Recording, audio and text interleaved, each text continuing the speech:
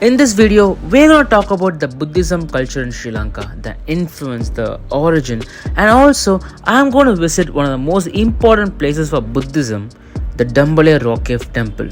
So we're going to talk about everything about Buddhism in Sri Lanka. So we know Buddhism is one of the most major religion in Sri Lanka, and there are a lot of Buddhist temples, but if you're around the corner of Sigiriya, there's a famous temple called Dambulla Rock Temple. It has a lot of history.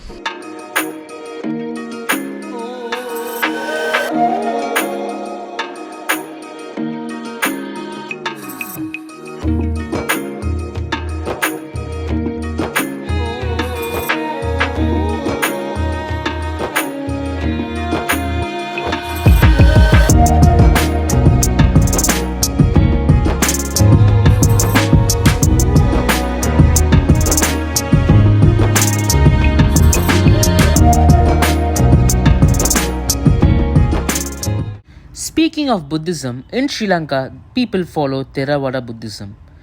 Theravada Buddhism is the largest and official religion of Sri Lanka, practiced by 70% of population as of now. These kind of practices can be found in other countries like Myanmar and Thailand. They follow the same cultural beliefs. So Sri Lanka is one of the 5 nations with Theravada Buddhist majority. Since we're talking about Theravada Buddhism here, there are a lot of temples, but one of the most important iconic Buddhist shrines in Sri Lanka is none other than Dambulla Rock Temple. This temple is nestled between Habarane and also another major areas like Anuradhapura and Colombo. So if people want to see Sigiriya, one of the most important structures in Sri Lanka, this Rock Temple is just nearby. So the history goes, there are totally 5 caves. I see a lot of Hindu idols, Murugan, Vishnu. They also say Gautama Buddha was a form of Vishnu. And when Buddha got enlightenment, he just told his followers to, not follow him. Because every man's enlightenment is on their own. So taking it as an inspiration, maybe we could have done the whole Buddhism in a different aspect. But like any other religion, people are there to follow, and there are other people who love to mint money out of this. So this Dambulla Rock Temple, why is it famous? The one major point is it's one of the most historic and largest preserved cave temple in the entire world, and that one thing you gotta appreciate. The whole entrance fee is around 2000 Sri Lankan rupees, but trust me, the way they maintained it, it's kind of better for not just foreigners but also even the local people.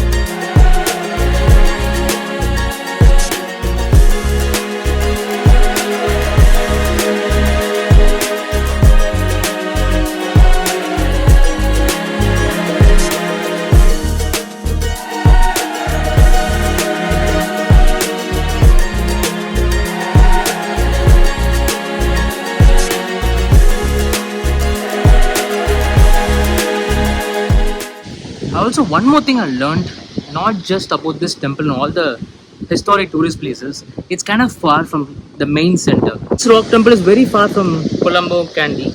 So you gotta stay in a place where it is nearby. And the best mode of transportation for me is tuk-tuk. I don't know why they call it tuk-tuk over here, but we call it auto in India. But tuk-tuk rides, not just they're economical, at the same time, if you have the perfect person along with you, not only could be a tourist guide for you, but same time you could also get a new family in Sri Lanka, because I personally feel from the day I went to Colombo until now, all the people are so friendly, and that is one thing I love from Sri Lanka. Dambulla Rock Temple is the largest and the best preserved cave temple in Sri Lanka. The rock towers 160 meters and over surrounding plains. There are more than 80 documented caves in surrounding area, But the major attractions are just towards the first five caves in this temple, which contain statues and paintings. These paintings and statues are related to Gautam Buddha and his life. There are total 153 Buddha statues, 3 statues of Sri Lankan kings, 4 statues of god and goddesses. The latter included Vishnu and Ganesha. Honestly, this baffled my mind.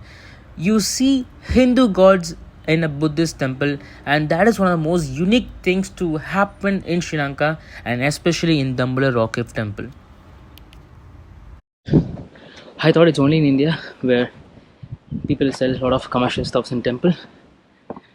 Sri Lanka is no example for that. So yes, they say one of the most interesting things of any invasion, there will be a lot of dead bodies. And yes, even in this temple, people have noticed a lot of human skeletons and discovered to be of pre-Sri Lankan people, all the prehistoric people. And when Buddhism arrived, obviously they have to be dominated, and that's what happened in this temple. One thing I'm noticing from Sri Lanka, like I've been here for almost 2 days, I can see a lot of Chinese influence, a lot of Chinese cars, Chinese manufacturing units, Chinese hotels. I mean, I don't know. This is what exactly happened in Zimbabwe when there were economic crisis. Chinese took over, and speaking to a lot of locals, that is what I hear too. Not a lot of people are interested in Chinese coming to this country, but honestly speaking, with the way the whole thing goes, I kind of feel Chinese will take over Sri Lanka and it's going to be downhill for them.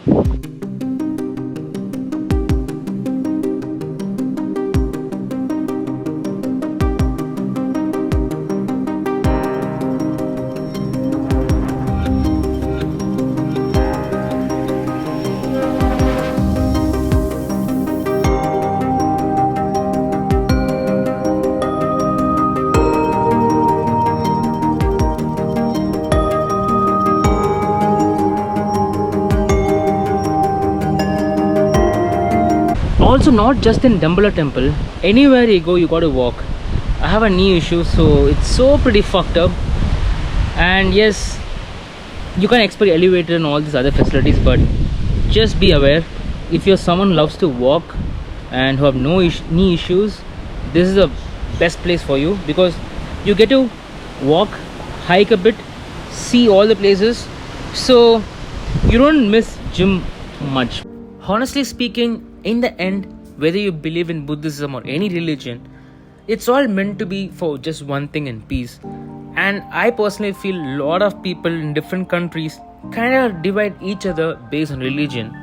But that aside, this particular place is meant for peace, and if you're someone who loves to explore other religions, other places, coming to Dambulla Rock Temple would give you a different perspective, and I wouldn't mind paying so much rupees for that. So this is all about Dambulla Rock Temple. I enjoyed my visit, and especially the beautiful hike towards the temple. So if you like this video, please like it.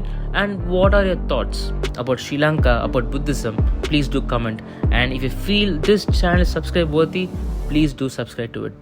Thank you.